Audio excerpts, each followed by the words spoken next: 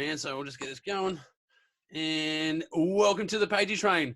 Today I have on the show Manesh De Silva from Manesh De Silva Photography. Welcome to the show, Manesh. Hey, Ross, how you going? Thanks, man. Thanks for having me. Yeah, not a problem at all, man. I just before we get into the show, I just got to tell our listeners I always have unusual ways of meeting people. I think, and usually it involves beer. And this time, in this circumstance, I met you on an aeroplane being surly to one of our fellow passengers. Heading up to Perth, that's right. Yeah. Oh, that's so random. It was, man. It was, but we just hit it off straight away, and we because we both got a life in the arts, and this is where I started becoming one of your fans of photography, man. Thanks, man. No, it was good. It was really unusual. I was talking to a friend of mine actually, just saying how I've met certain people and how I met you and Misty and stuff, and just how random it was, and we ended up knowing people that we knew had mutual friends, and we just met on a random plane heading to Perth. It's just it's funny as it was so good. Yeah, I have a lot of those 6 degrees of separation scenarios. It happens to me often. I think it's just because I'm a talker. I like to I run into people and I talk to them. Yeah, well, I think that was the best thing. The three of us all talked to each other. Yeah. And it was just real simple, and we had old mate behind us that had a bit of a whinge, and that got us going even more. I think I was 3 beers in, and they were telling us to be quiet, and they were making all this noise to begin with, and I was like, "Oh man, they're just being jerks. They're just being jerks now. Yeah. We've been nice and pleasant, and they've been mean." Yeah. We weren't being rude. We were just being maybe a bit loud, but that was it. Yeah, maybe a little bit surly. Much, though. Yeah, maybe a little bit surly. But I remember one of the first photos you showed me. I think you recently had gotten a what do you call it? An orb or a globe or a lens? Yeah, it's it's called like a lens ball. A lens ball. So it's this little like this crystal ball kind of thing. So yeah, and I don't understand how it works, but it flips the image, and what you see through it, flips it through. So and so that's how I got showing you guys that. Yeah, I'll just whack. I've got it on the screen here. I'll share it. There we go. So there's a version of it there. That's one of the photos. Where'd you take that photo? That's Coogee Beach. Yeah. And that was I think my second time out taking photos. I didn't have a clue. I was using my camera in salt water, and let's say it didn't last much longer past this point. Because I didn't. Well, I can see how it flips the world upside down, like you were saying. I think that's actually how an eyeball works, and it's our brains that switch it back. I think that's what our eyes do as a lens. So it must be the same sort of principle of inverting the image, because it comes through and turns it upside down. I'd have to look that up. I think that. Yeah, just that in itself flips me a bit. Like, I'll be walking upside down. Like, how is it? Like, how does it go? So, but you've used it a few times, and I've always been impressed by it. I never really knew much about them before that, but you made me want to get one, but I don't know when I'd have the time to use it or how to use it. I mean, it was the thing that got me into photography, because I didn't feel that I had the skill or the ability to do what these other photographers do. So I was like, oh, this is easy. I'll put it in the middle and we go from there. And it got me my creative. I love to be creative, and it got my mind going. But that's the thing that got me into it. Yeah, the lens ball. Well, I think it's I think when you say you've gotten into it, man, you've taken some ripper photos, man. For someone who's just getting into it, this is another one of yours. I'll pull it up. Well, this is amazing. What an amazing photograph. Hold on, I'll just pull this up here. This sucker here. Where was that? Yeah. So that's actually Australia Rock. So that's in, if I remember, Narooma. Mm-hmm. And it was right as the fires were starting to come down towards, where was I at? I just had a mind blank. It was down south anyway. It was past Bateman's Bay. Mm-hmm. And I was down there shooting Camel Rock and Bermagui. So I was at Bermagui, and I was on the way back, and I was like, oh, where can I shoot? And I heard of this Australia Rock, and I have an app that pretty much tells you where, from you place the point, and it'll tell you where the sun's going to rise at that point. And I found out it was going to rise right behind Australia Rock. Mm-hmm. And so I got there early, and it was misty as it was just so smoky. But then the sun popped up, and I was like, oh, quickly got in there and got that shot. Yeah. So. Well, it's a lot about placing yourself in the right place at the right time, because you do a lot of landscapes. I think you've got a really great eye for nature and how it comes together, and you have this poetic way of doing it. So did you actually get any training doing this, or? No, this is pretty much all self-taught through YouTube, YouTube tutorials and trial and error, and pretty much no one's taught me anything. I've just I've sunk time into it, and I'm a bit, I like that if I get passionate about something, I just go full ham into it. Mm-hmm. And it's caught me, and I'm very competitive, so I hate not being, I guess, trying to be good. I always want to try to be good at something, and this was it. And so I just said, let's go. And man, I look at some of my first photos and I'm like, but I'm happy to see the progress. So yeah, I think that's a bigger part. I think that's a big part of any art form you pick up. Like, I remember looking back, or I still look back at some of the first films I've made, or the first songs that I've been a part of, and you go, oh man, that's a bit rough. But at the time, you think, man, this is like rock and roll. This is the stuff. But then you progress in your knowledge. And you're like, oh yeah, that's not quite what I'm doing now. yeah, no, it's like that. I tried video once. I was like, yeah, I can do this, and I made this video with the drone, and I was like, oh, this is awesome. And then this girl that I'm friends with just dropped her video that she made in about half the time, and it just was like, I'm like, yep, I will move to photography, and I will stay there, because I clearly do not understand. Look, filmmakers blow my mind with how they see things and how they see things in the frame. It's just something completely different. Yeah. Well, I think some of it's transferable. Like doing videography, I can transfer that to photography, but I certainly haven't taken shots like that. Like, I think photography is a separate, like, similar tools, but it's a different art form. And photography is very much, you've got to capture all of the movie in one shot. You've got to tell this whole story in one frame. Doing film, you tend to, you get millions of frames to tell a story. So it's a different concept. But I've never been very true. Yeah, I've never been really able to master photography. Not at all. Yeah. Oh mate, I watch some funny filmmakers and stuff like that on YouTube, and just how they see things and how they capture angles and stuff. I'm like, wow, I would have thought to look from that point, or and that's you're spot on though. Same tools, completely different art form. Like, it is so far. I feel it's quite far apart. It's like there's similarities, but there's there certainly is a distance between those two trains of thought. Like, I love this one that you've done. Let me just pull this one up. This is another good one. Oh, they're all good ones, really. But thanks. Like, this one sort of has an idea of infinity, where it just goes on and on and on, and But I was, I think, there are rules to photography, right? So they've got the rule of thirds. Like, have you learned anything about that? Yeah, so I don't often stick to it as much as I should. I like that one. I think I'm a little like I was more about capturing everything in front of me, and then like that photo, if I remember, that photo took, I think, 5 minutes to shoot. So I just had the camera open for 5 minutes. And then as soon as the sun hit, I was like, oh, this is going to look sick, because the sun was hitting the top of the poles. And that was down in Melbourne. Mm-hmm. And yeah, I just sat there, and yeah, but I did get low because I did want it to fill the frame with like just nothing but these pillars. But I actually really enjoyed, even though normally people would love to have a lot more of a sky presence. I kind of don't mind that negative space at the top. But yeah, no, there is rules of third. They generally kind of say to kind of, if you're going to put one of the central points, you want to put it in those rules of third. And sometimes it happens, sometimes it doesn't. But rules are meant to be broken, I believe. So I'm happy to. Well, in video, to come up with my own style. In videography, and doing framing, they taught us that the only way to break the rule of thirds is to look at diagonals and lines. And I like this photograph because you've kind of used the rule of thirds, but then you've broken the rule. So you're using these infinite lines, but that draws attention to that front post.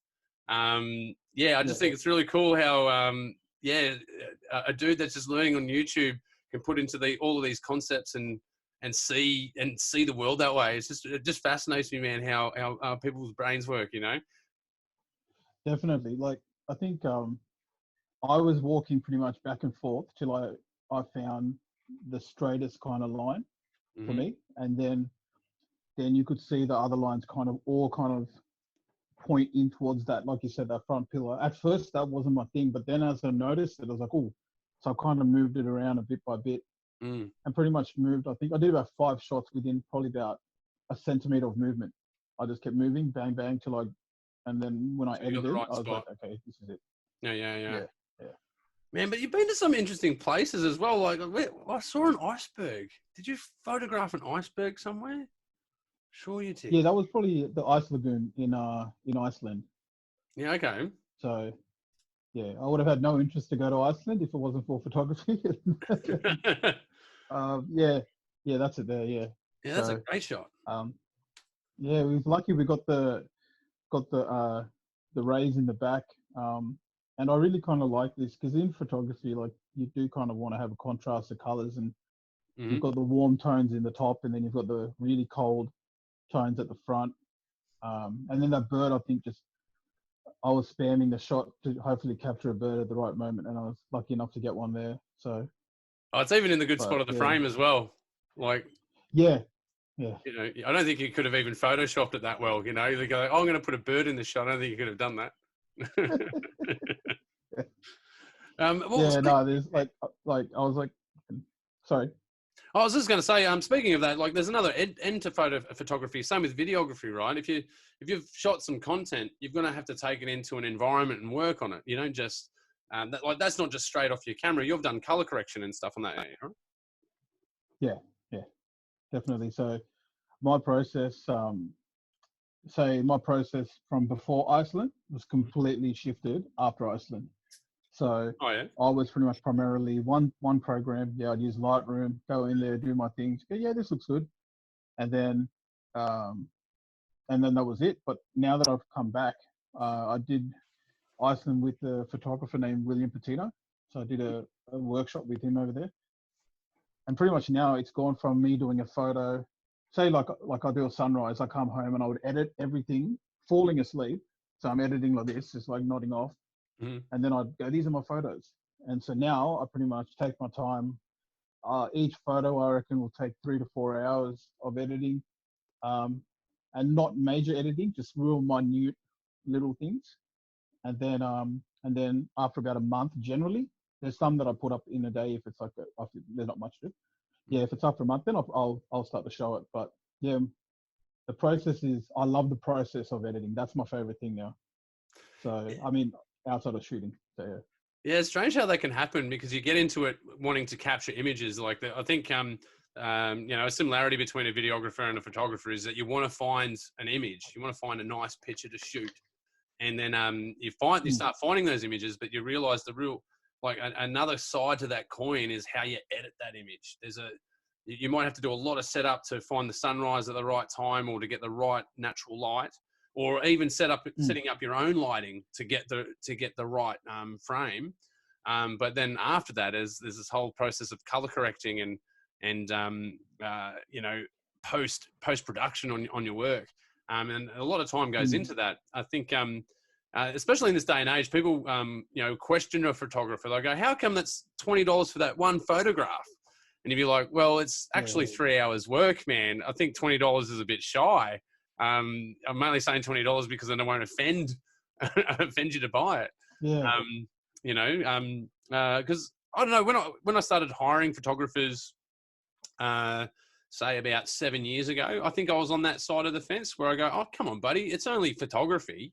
Like I had and I always presumed that the art of the photographer was at the point of taking the shot, but you learn that there's more to it than just pushing a button. There's way more to it, and there's the education that or the skill sets that lead you to that photograph, but there's also the skill sets that produce that photograph or that piece of work. Yeah, yeah. The steps afterwards is where it all makes it. Like you could take the best in photo shot straight out of camera, Mm-hmm. but then if you edit it, like I find that you can damage a good photo with bad processing, or you can improve a bad photo taken with good processing. So I've had one where I don't know what I did, but it just fell to crap, and there's a bit of movement, and Mm-hmm. it pissed me off because it was my favorite shot, and Mm-hmm. I was like, oh, I've got it, yes, and then I've gone, no, it's like I've stuffed it up. And so the way I edited it was, I kind of gave it a glow effect to it, and so therefore that took away the shake. So I was able to make this good, technically wrong, bad photo, make it look good. Whereas I've seen some really beautiful photos like out of camera, and then these people edit it, and it's like they've just gone at like with the axe and just chopped it to shreds, and you're like, you didn't have to do much. And uh, you know, I think that's the process. You got to. There's a fine line, but again, everything comes, for me personally, everything comes down to the processing. That's how, that's where your vision is displayed, and that's, I shoot with processing in mind. I don't shoot with the photo. So yeah, that's how I've learned to kind of start to shoot now. So Yeah, I think there's a good lesson in there. I think if you do make a mistake or a blemish in your work, turn it, if you have to and you want to keep it because it has some sort of value to it that you want. I think you can make it deliberate. Like taking a little bit of motion blur and then hazing it out to make it a deliberate action. You've actually then taken that so-called mistake and enhanced it, and perhaps even made the photo better. yeah, that's it. That's spot on. I think because there's some that I've taken and I'm just like, they're like, oh, that's so cool, and I'm sitting there going, you have no idea. I stuffed it up so bad. But okay, if you like it, I'll go with it. But I mean, I'll generally tell people, I'm not afraid to hide Yeah, my mistakes with it. So I'm I think happy that's a to good thing. explain what's happened. That's a good thing as well. Like I even leave my old movies online. I don't care. Like that they represent who I was at that time. There's nothing wrong with leaving that work there. But I think there's certainly something in as well, like overdoing it. There is such thing as over editing it. I think you're onto something there as well. Like you can over edit something where it was just fine if it just needed a little bit of a tweak. Because that 1% can like lift it in orders of magnitude. But 10% of editing can totally destroy it by the same sort of ratio. I think it can really destroy something if you over edit it. Well, I've done that plenty of times at the start, and even now sometimes I still do. But I'll be like, this is awesome, and then like what I do now is each photo is about 3 or 4 edits. So what I do is I edit it, I then leave it alone for an hour, come back, and then I go, oh, that doesn't look as good as I thought, and I edit it, and back and forth. Because I've had ones where I've thought they were bee's knees. I was like, this is awesome, and then I send it to my friend, and he's like, dude, this is like so oversaturated. What have you done? And I'm really lucky to have honest people around me because that's what I want. And if it's crap, tell me it's crap. And so some of them have just said, hey, what have you done? Like, this looks like you're on Mars. Like, change it up. The color's off. And I'm like, oh, yeah, that's so, So, Yeah. Unless you want the color and off that was purely a deliberately, slider. Yeah, unless it's exactly. deliberately, But I think when I started doing because I'm a terrible color corrector, I'm absolutely awful at it. When I do like long form stuff or even short films, I get someone else to do my color grading. But if I have to do it for, I mainly do color grading in a commercial space when you're like shooting interviews. Like you don't have to be highly artistic. You just need it to be on skin tone. Generally, you just work on skin tone. But I think learning how to use a grayscale and understanding, RGB and what the parameters of RGB are, or, understanding that you can have super colors, like you can have something that's over flared and that it's super white or super black, to stay in the color spectrum and learning those things. But it took me a really long time to learn those sort of things because it's really tricky. Yeah, that's the same. Like, I mean, I've been shooting for just over 2 years now, and like I've only in the last, I reckon, 5 months started to understand the colors and how it works and how how not to kind of go over the top, and just sometimes it's good to desaturate. Sometimes it's okay to cool, and like you were saying, like with color correction in TV shows. Like you look at like Ozark, for me, blue tinge, and it gives it that cold effect all the time. Yeah. And like that's one thing that always stands out to me is that show, that blue, like how it just portrays. It doesn't feel happy. It doesn't feel inviting. And yeah, so Yeah. if I want Yeah. shots like that, I'll do Yeah. that.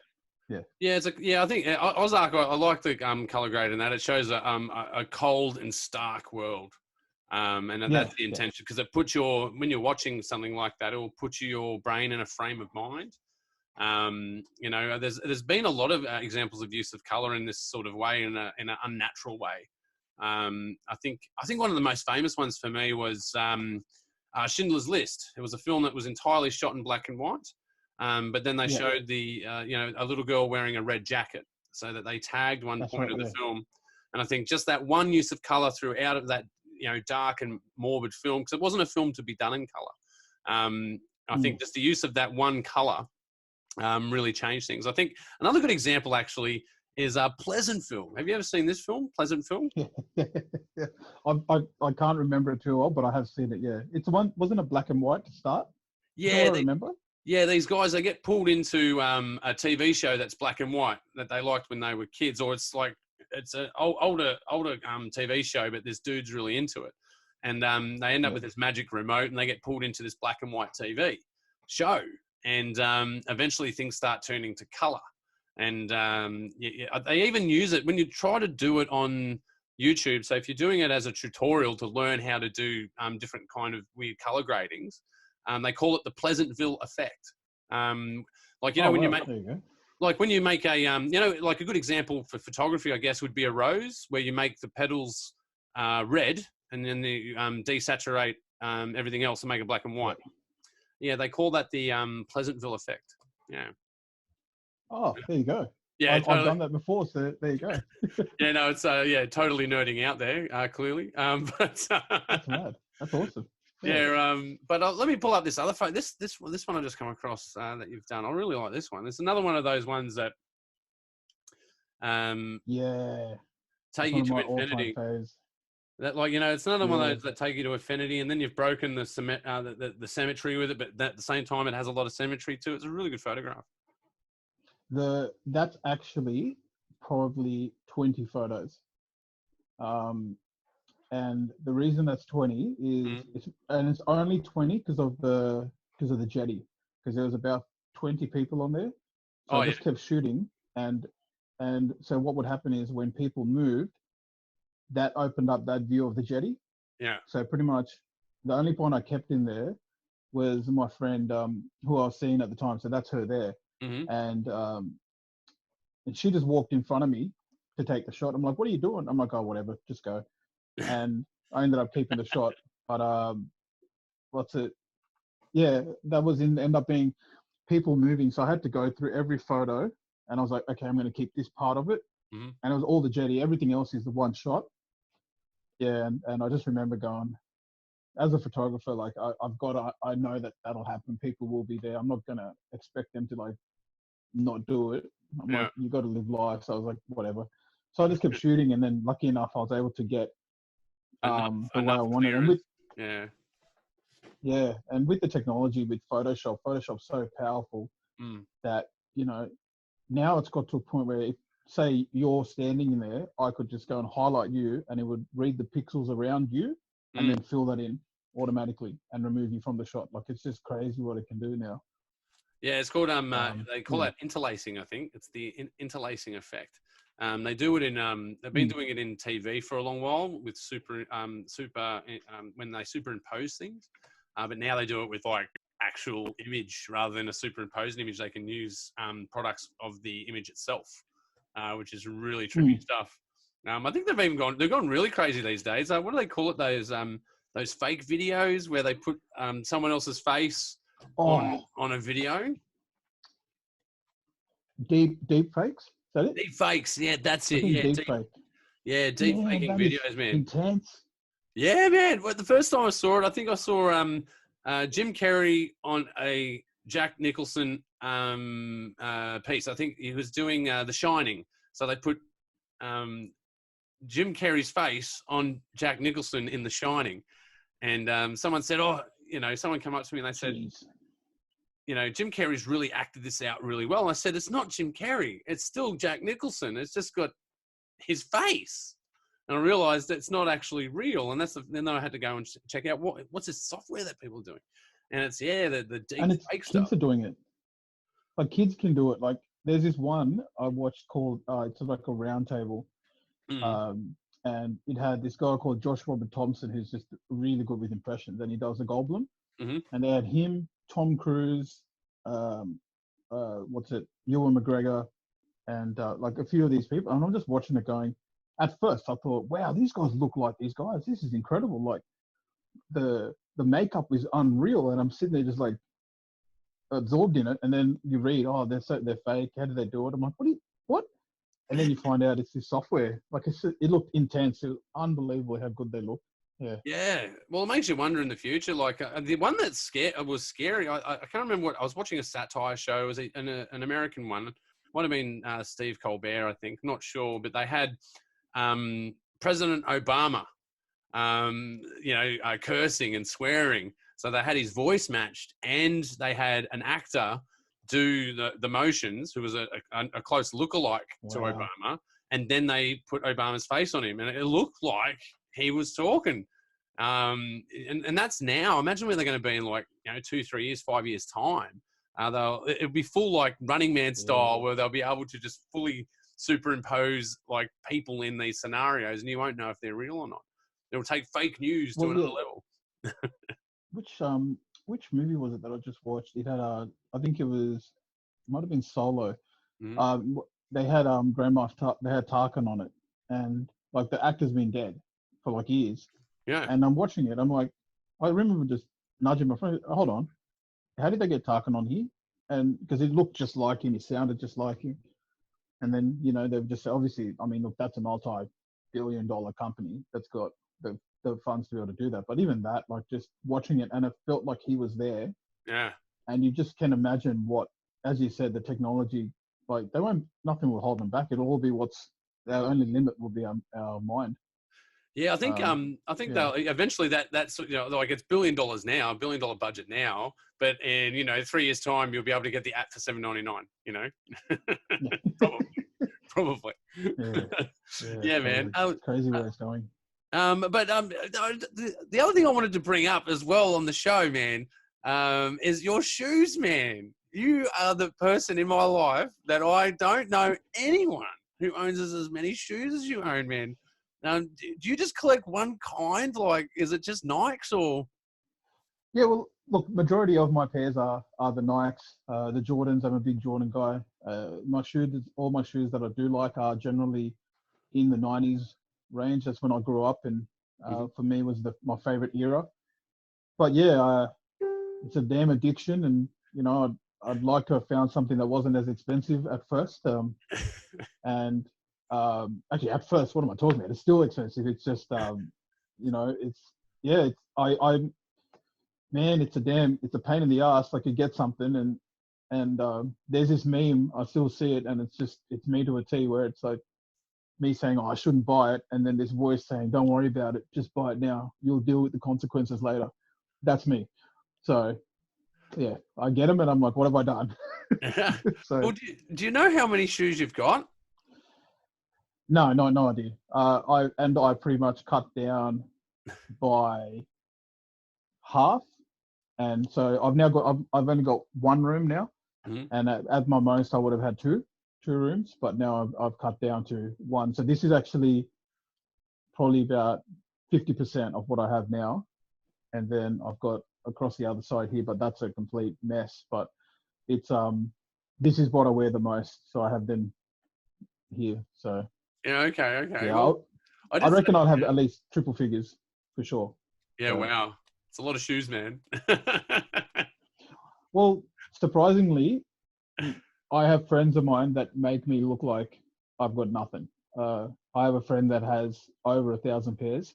Yeah. What he's doing with 1,000 pairs, I don't know, but that's what he has. And but yeah, we've got this community. It's a really interesting community that I've met some really good friends through sneakers, and yeah, I mean, I would have loved to have been like a spoon collector because it's cheaper, but Well, But maybe man, I got the into friends this. wouldn't be as cool collecting spoons. Maybe they're cooler with Air It Jordans, you will, know. yeah, really boring. Hey, check what spoon I got today. Yeah, it would be really bad. Yeah. Hey, but I did see another photograph of you. Like, did you have shoes in a fridge? Like, do you put shoes in a Yeah. fridge? Yeah, look, I'm weird, man. I try to do trippy shots, and there's a terminology with sneakers called heat. So it's like for some people, it's the limited pairs. They say, "Oh, what heat have you got?"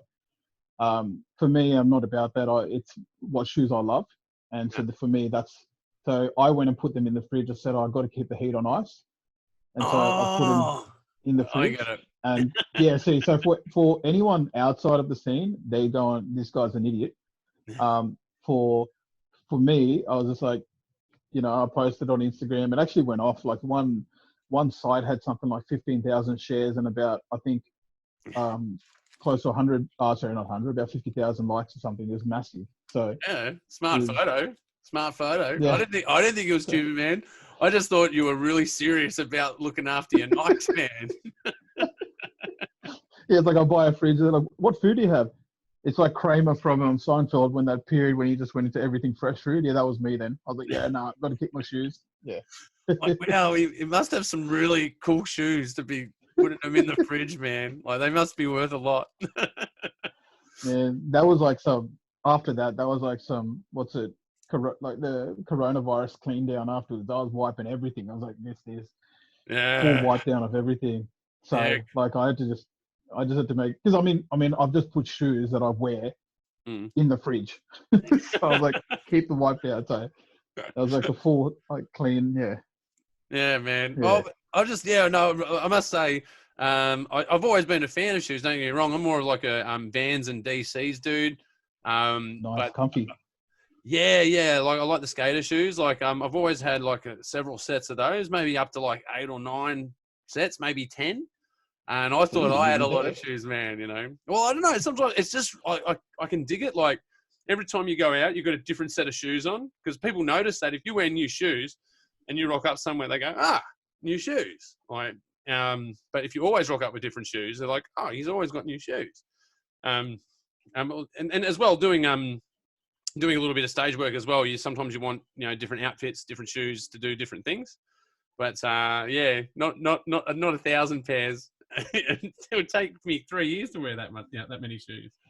Well, yeah, the most I had would have been, I think I counted and I stopped counting, was at 250. That was the most I had up to. Mm-hmm. And then, yeah, then I started to kind of going, hold on, I don't wear half of these. So let's try to cut this down. But the worst thing, like going out, like you said, you're saying, yeah, you get to wear new shoes. The problem is finding what shoe to wear because a lot of times I kind of wear around what my shoes are. Mm-hmm. So Yeah, I think I'm that's like the that only with thing. DVDs. Like people, especially this day and age, people think I'm weird for collecting DVDs because they go, you just don't watch anything on Netflix or Stan or Disney, whatever. And but I like the covers. I like collecting the covers of Yeah. DVDs. It's different owning the product rather than just streaming it. I'm Yeah. like, I'm really bad though. Like I'll even go to like second shops and I'll just buy a DVD for the cover. I don't actually buy it for the intent of watching it. I buy it for the cover. And yeah, I just like, I don't know, when you're looking at a whole bunch of DVDs, like if you're looking at 1,000 DVDs on a shelf and you go, which movie am I going to watch? And it becomes really hard. So I've got this rule when someone comes around, like they go, do you want to watch a movie, Ross? I go, yeah, but you're picking it. I ain't picking the movie, Nice. man.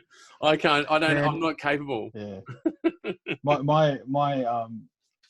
My ex I would get her to do that. Like we were going, she's like, oh, what are you going to wear? I said, you can choose. I'll build around that. And she's like, okay. And she'll come back with one. I'll be like, no, not that one, different one. Yeah, but I'll do that to somebody as well. I'd go, oh, can I watch this? And I go, I watched that 2 days ago. No, you have to pick something else. Like out of this 1,000, you picked the one movie I watched 2 days ago. No. Oh, So it's very, very possible. I watched, well, not so much anymore. I've been too busy these days, but there was a time I'd watch, at least 20 films a week. Easy. I'd watch a lot of wow. films. Yeah, man. A lot. And a lot of stuff that a lot of people don't watch. I like a lot of the like a lot of art house films and independent films, especially really good independent films. Yeah. And I don't know, when people rattle off movies, I go, oh, I'll rattle off these ones, you know, with big actors in it. You know, you can rattle off movies with big actors in it, because then people would say, oh, there's no big actors in that movie. Yeah, there is. Bobby De Niro's in that film, or Leo's in that film. You just haven't. It's not a mainstream film, so I like to get outside of the mainstream. Especially, that's why it's good to buy DVDs as well, because you won't get these art house films, or you won't get these independent films on streaming services. You just won't. They're just too rare. Yeah. But I did see. Yeah, sorry. No, you go. Yeah. Yeah, I was just saying, I did see another collector out there that I want to get. There's a new Die Hard cover out there, and it's in a globe. So the globe and Nakatomi Plaza's inside the globe, and the globe's like smashed out the side, as if, you know, Hans Gruber has jumped out of the globe. Gotta get that cover. Gotta get it. I'm a Die Hard. Like, those first three for me are like, yeah. I actually went to the Rock in Die Hard 3 where they defused the bomb. Oh yeah. I found that rock. I was like, oh, I've got to figure out where this is. So I went. I'm just there, like, taking selfie at a rock. I mean, you can just see people walking past. Like, what is this idiot doing? Yeah. And I'm there going, yeah, I'm at the Die Hard Rock, and I kind of yeah. It's pretty cool. It's the elephant joke. He's like, what? He has a trunk that he always takes with him, and he's like, "Don't you have kids? That's an elephant joke." It's like, "Well, pick up the case. Don't fucking open it." I was telling my friend, this is the one thing is, like, I was telling my friend, he's an Aussie guy, so he's a white guy, and I was just like, "Hey, look, I've got a cool idea. Let me drop you off in Harlem with a sign on. It should go fine." And he's just like, "Oh, what's the sign?" I said, "Have you seen Die Hard with a Vengeance? I'm telling you, it should be all right. If you get shot, my bad. I got it wrong." And so, and then I showed him the scene. He's like, "No, I ain't doing that. I ain't doing that." That's me though. I'm the habitual line stepper. I cross the line all the time. So, yeah. I think there's a few of us out there, man. I think there's a few of us out there crossing the lines all the time. But I think we keep things spicy. That's why I like to think about it. Keep it spicy. Oh, I like that. Yeah, I think I'll use that. But I mean, I think I've almost. I think we're just about out of time. So let me get off a few promotions. So if people want to check out your photography, where can they go? So I'm on Instagram at Manesh DS, so MANESHDS. And yeah, that's my main thing. I've got a website, maneshds.com, but most of my stuff is always updated up on Instagram. All right. Well, you heard it there, guys. Don't forget to check out Manesh De Silva Photography, and you can find him on Instagram. And if you want any post-production work done, contact Still Searching Productions at stillsearchingproductions@gmail.com, or check out our website, stillsearchingproductions.com.au. And just a .com. If you want to check out Made in the West, check out Made in the West Film Festival.com.au. And don't forget to subscribe to the Pagey Train. You can subscribe right here. And don't forget to check us out on Spotify, Apple Podcast, and of course, YouTube. Thank you very much for joining the show. And thanks for Manesh for being on the show. Yep. Oh, Ross, I forgot it. I was trying to remember it. What? Oh, damn it. No. That's not. You don't have to. No, we do that. We do the promo at the end, bro. We do the promo at the end. Yeah, don't worry about it. I'm sitting there shitting myself going, oh, crap. No. But, man, look, thank you for being on the show. We'll definitely do the promo piece after this, and I'm probably going to put cut right there. And, guys, don't forget to subscribe.